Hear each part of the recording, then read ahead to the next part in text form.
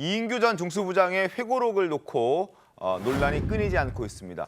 유시민 전 노무현재단 이사장도 참전을 했는데 다룰 가치조차 없는 정치 팸플렛이라고 평가절하했습니다. 직접 들어보겠습니다. 이게 형식은 회고록인데요. 네. 내용은 정치 팜플렛이죠. 검사왕국의 완성을 향해서 가고 있잖아요. 지금이야말로 나도 이 도도한 대세 역사의 흐름에 동참할 때다. 이렇게 생각했겠죠. 모든 이야기가 확정된 사실인 것처럼 이야기를 하고 있는데 이제 저희 재단에서는 그것이 사실인지 아닌지를 다툴 만한 가치조차 없다 이렇게 정리를 한 거죠. 자, 그리고 유시민 전 이사장은 14년 전인 2009년 4월 노 전 대통령의 검찰 소환 당시에도 검찰 수사는 졸렬한 정치 보복이라고 강력하게 반발했던 적이 있습니다. 당시 목소리도 잠깐 들어보겠습니다. 옛날에는 군인들이 정치를 했는데 요새는 검사들이 정치하는 것 같습니다. 검찰이 증거가 있으면 법정에 내놓고 기소하고 하면 되지. 이렇게 확정되지도 않은 사실들을 언론에다 흘리고 모욕을 주고 이렇게 소환을 하고 이런 것들은 정말 졸렬한 정치 보복이다. 정미영 위원님, 일단 뭐 그때나 지금이나 크게 입장 차이는 다른 것 같진 않아 보여요. 어떻게 좀 보셨습니까? 그 졸렬한 정치 보복을 또 했죠. 박근혜 대통령과 이명박 전 대통령에 대해서 지금 유시민 씨가 얘기하는 거 그대로 또 했어요. 그러니까 사실은 저는 이번에 이인규 전 중수부장이 쓴 책을 딱 봤을 때 언젠가는 이 책을 쓸 거라고 예측을 했었거든요. 나올 책이 나온 것이다, 뭐 이렇게 보시는군요. 네, 그러니까 이제 타이밍의 문제였지 시기의 문제였지 책은 쓸 거라는 생각이 들었어요. 왜냐하면 저도 검사를 해봤지만 이인규 그 부장 입장에서는 가장 억울한 게 뭐였냐면 노무현 대통령을 죽음으로 이끈 사람이 자기라는 그런 프레임, 그 문재인 정권 내내 자기를 괴롭혔던 거. 그다음에 그 문재인 정권 들어서자마자 다 기억하실지 모르겠지만 그 적폐청산 TF라는 거를 각 부처에 만들었습니다. 국정원 TF가 있었어요. 적폐청산 TF. 거기에 논두렁 시계가 포함이 됐었거든요. 그러면 논두렁 시계가 포함이 됐다는 건 그 위원회에서 이인규 씨를 불러서 조사할 거라는 게 이미 암시되어 있잖아요. 그런데 그 조사는 강제 수사가 아니고 임의 수사일 수밖에 없는 거예요. 사실 수사의 형식은 띄지 않았지만 굳이 본다면 그러면 굳이 출석하지 않아도 되는 거잖아요. 그렇지만 그 압박은 굉장히 심했겠죠. 그래서 저는 그 이인규 부장이 미국으로 간 것도 그런 의미일 것 같아요. 만약에 문재인 정권에서 이인규 부장이 조금이라도 뭔가 범죄 혐의점이 있었으면 출국 금지를 시켰을 겁니다. 그리고 미국에서 들어오는 즉시 긴급 체포를 했을 거예요. 근데 그렇게 못했거든요. 결국 범죄 혐의는 없는 거죠. 그냥 괴롭히기 위한 어떤 수단으로 아마 작동이 됐을 것 같은데 그런 억울함이 이인규 씨에게 다 이제 그게 투영이 되어 있기 때문에 본인이 어느 정도 이걸 털고 가고 싶었을 것 같아요. 뭐 이 사람이 정치를 하기 위해서 이 책을 썼다라고 볼 수는 없습니다. 본인도 정치 안 하겠다고 얘기했는데. 왜냐하면 그 책 내용을 제가 다 보진 않았지만 그 미루어 짐작하는데 모두 까기 하고 있거든요. 그러니까 문재인 전 대통령에 대해서도 그다음에 그 주변 인물에 대해서도 그다음에 이명박 전 정권에 대해서도 그 주변 사람들에 대해서 모두 까기 형식으로 지금 쓰고 있기 때문에 제가 볼 때는 그냥 그 여태까지 본인이 처했던 억울함 그걸 국민들께 알려주고 자기는 털어내고 싶은 그런 마음이지 않을까 저는 그렇게 봅니다. 알겠습니다. 이인규 전 중수부장에 대해서 이제 우리 정미경 패널께서 본인이 뭐 억울할 것이다 이렇게 이야기했는데 저는 한마디로 이인규 부장 이분 참 비겁한 분이라고 생각합니다. 비겁하다. 비겁합니다. 왜냐하면 그동안 자기의 어떤 생각이나 주장을 알릴 수 있는 많은 시간이 있었지 않습니까? 14년이나 시간 동안 해외로 이제 도피하다시피 해가지고 14년 동안 해외로 도피한 건 그러니까 제 말은 이제 노 전 대통령 돌아가시고 나서 지금 14년이 흘렀지 않습니까? 예, 그동안에 충분히 자기의 주장이나 생각을 전개할 수 있는 기회가 있었음에도 불구하고 왜 지금이냐? 시기가 문제고 또 그 의도가 무엇이냐? 이걸 의심하지 않을 수 없고 보다 더 중요한 것은 팩트입니다. 팩트. 저분은 지금 노무현 전 대통령이 돌아가셨잖아요. 망자입니다. 지금 망자는 지금 자기를 항변할 수 있는 방법이 전혀 없습니다. 거기에 대해서 자기가 검찰의 수사 기록 뭐 이런 걸 아마 참고하고 회고해서 이제 쓰는 것 같은데 전혀 이제 그걸 이제 사자의 같은 경우에는 그걸 항변할 수 없는 일방적인 주장을 지금 내려놓고 있는 거죠. 저는 저분의 의도가 뭐 정치는 안 한다고 하니까 뭐 그렇다 치고 제가 봤을 때는 혹시라도 자기가 정의로운 검사였기 때문에 자기가 생각하는 저 노무현 대통령이나 문재인 대통령 같은 전 진보 세력 전체에 타격을 주려고 혹시라도 저런 주장을 하지 않을까. 그래서 뭐 나중에 총선에 어떤 불리한 영향, 뭐 저걸 조금 약간 비약된 생각이긴 하지만 그러니까 진보 진영 전체가 존경하는 노무현 대통령을 폄하하기 위한 그런 의도가 있지 않을까 저는 이렇게 생각하거든요. 그러나 만약에 그렇게 생각했다면 그것은 오산이다.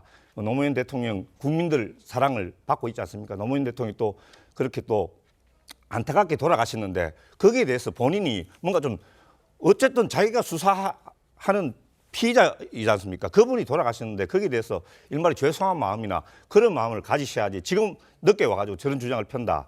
저는 저분이 어떤 말을 하든지 간에 노무현 대통령의 발끝 하나 건드릴 수 없다고 그렇게 생각을 합니다. 알겠습니다. 자, 그리고 유시민 전 이사장은 이런 얘기도 했습니다. 노 전 대통령의 수사를 다룬 그 회고록을 놓고 드라마 더 글로리에 비유를 하면서 강도 높게 비판의 목소리를 더 냈는데 그 목소리까지 추가로 들려드리겠습니다.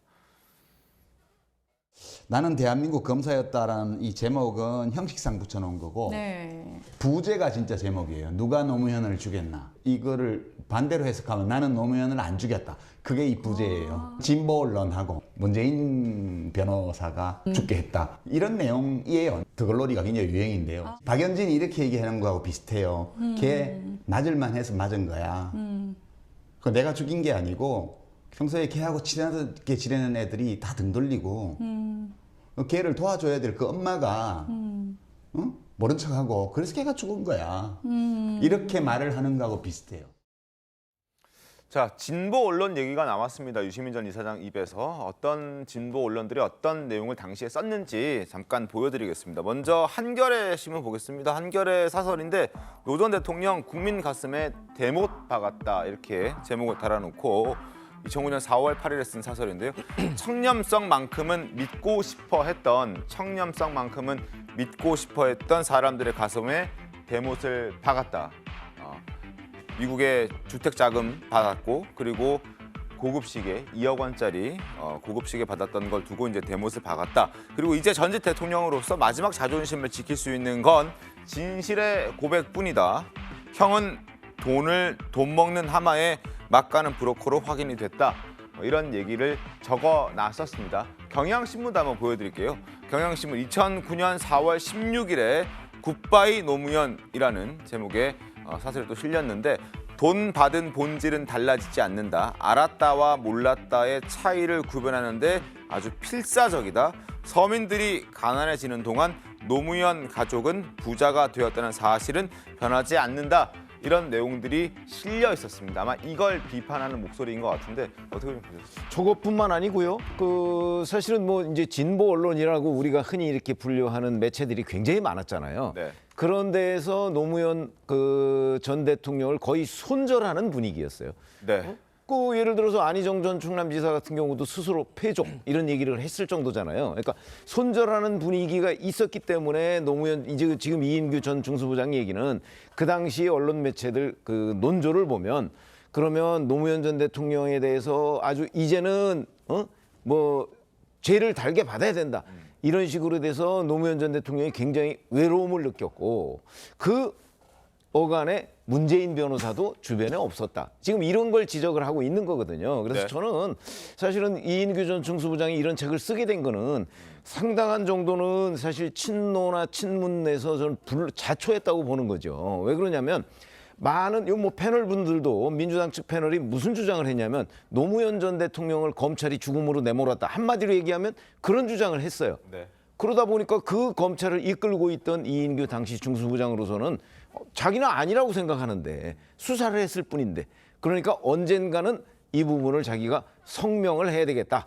이렇게 아마 판단을 했을 것으로 보이고 그러니까 네. 만약에 검찰이 노무현 전 대통령을 죽음으로 내몰았다는 민주당이나 민주당 주변에 공세가 없었다면 저는 이 책은 안 나왔을 거라고 보는 거죠. 그런 점으로 본다면 당시 분위기는 2009년 4월 검찰이 저건 원래 뭐 국세청에서 그 태광실업 맞습니다. 네. 그 세무조사 하다가 드러난 거잖아요. 박영차 회장, 네. 그런 상황에서 만약에 여기까지 가지 않았다면, 그리고 진보 매체들의 저런 그 공격이 없었다면, 그러면 상황은 굉장히 많이 달라졌을 거예요. 저는 그렇게 봅니다. 알겠습니다.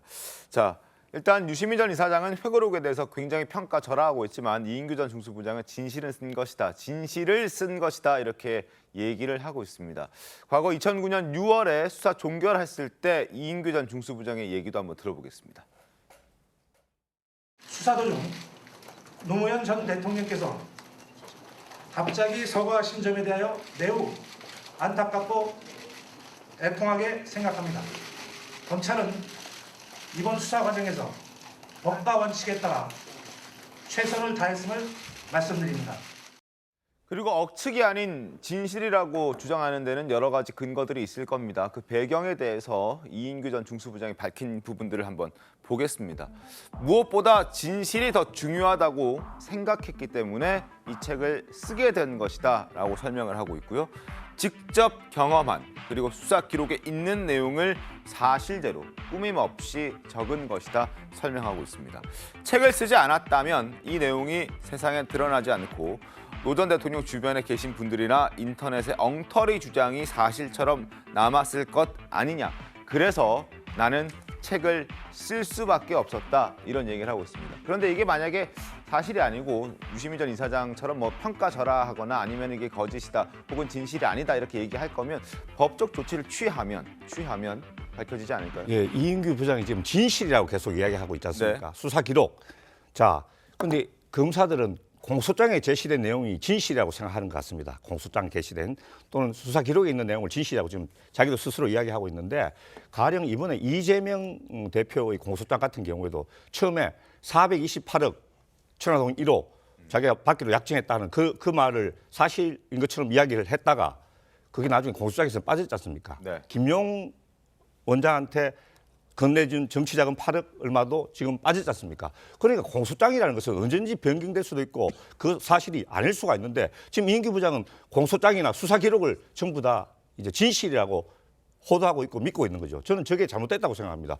왕자가 지금 할 말이 돌아가셔가지고 할 말이 없는, 항변할 길이 없는 상태에서 자기 일방적인 주장을 지금 진실이라고 계속 주장을 하고 있는 게 저는 가장 큰 문제라고 생각을 합니다. 그 지금 말씀하신 대로요. 만약에 진실이 아니라고 하면 허위사실 명예훼손으로 하면 돼요. 네네. 충분히 법적 할 수 조치를. 있어요. 그렇게 되면은 사실은 그 지금 잠자고 있는 그 영상 기록도 있다고 지금 들려오고 뭐 CD가 있는데요. 있다고 하더라고요. 네. 그럼 그 다음에 또 지금 그 수사했던 내용들 네. 그런 것들이 다 이제 그 다시금 수면 위로 다시 올라오겠죠. 수면 위로 올라오고 법정에 제출되고, 왜냐하면 증거기 때문에요. 법률 테두리 안에서, 법적인 테두리 안에서 그 절차가 진행될 거거든요. 근데 아마 제가 볼 때는 고소고발 안 할 거거든요. 민주당 측에서. 유시민 씨도 안 할 거고 옆에 계신 우리 패널도 안 하실 것 같아요. 그렇기 때문에 그러면 이걸 갖고 진실 공방을 계속 할 거냐? 그러면은 만약에 법률적으로 안 하면 국정조사라는 방식도 있어요. 민주당이 늘 좋아하는.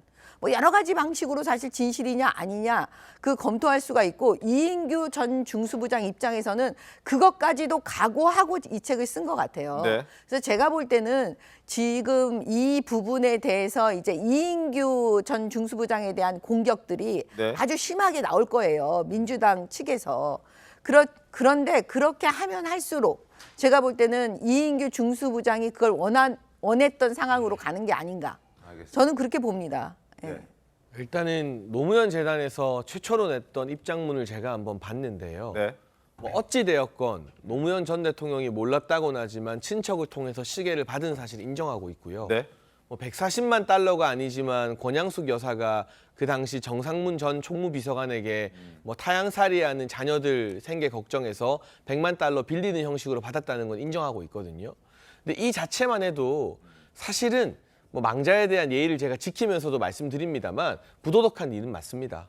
왜 본인들 자녀 타양살이하는 게 힘들다고 그걸 청와대 비서관한테 토로를 내서 100만 달러를 빌립니까? 이거 자체가 불법이에요. 설령 빌렸다 하더라도. 그 부분에 대한 죄송스러운 마음은 사실은 노무현 재단 측에서도 가지고 인정해야 된다. 이게 뭐 신성 불가침의 성역으로 여겨질 문제는 전혀 아니다라는 생각이 들고요. 네. 나머지 부분 노무현 재단에서 인정하지 않는 부분에 대해서는 아직까지 무엇이 사실이다라고 단정하기 힘들죠.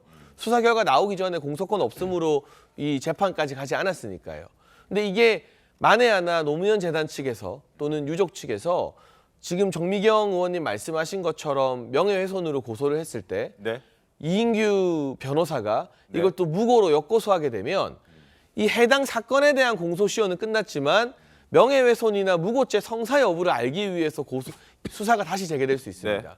이게 이준석 전 대표 성상납 사건이 그래요. 성상납 자체에 대한 공소시효는 끝났지만 이 전 대표가 유튜브 매체를 고소하고 그 유튜브 매체가 무고죄로 역고소를 하면서 그 무고죄를 알아보기 위해서 성상납이 있었는지 없었는지를 다시 수사하게 되는 과정을 우리가 보지 않았습니까? 마찬가지로 뭐 유시민 이사장은 다툴 가치도 없다고 하지만 이게 정말 심각한 명예훼손이라면 명예훼손으로 법적 조치를 하고 이인규 변호사도 무고죄로 역고소를 했어. 그 무고를 다루기 위해서 공소시효 본안과 무관하게 네네. 실체적 진실은 무엇인지 재수사해서 정말 떳떳하게 누구의 명예도 훼손하지 않고 무엇이 진실인지 한 번쯤은 국민들이 알고 넘어가야 하는 거 아닌가 하는 생각도 좀 듭니다. 알겠습니다. 저는 만약에 노무현 측이나 민주당 측에서 법적인 조치를 만약에 취하지 않는다고 한다면 그것은 뭐 진실에 자신이 없어서 그런 것이 아니고 지금 영면에 들어있는 노무현 전 대통령을 다시 이런 시끄러운 세상에 끌어들여가지고 정쟁에 인발부 시키지 않고 싶어서이다. 저는 그렇게 생각하고 있습니다. 알겠습니다. 상황을 좀 지켜보겠습니다.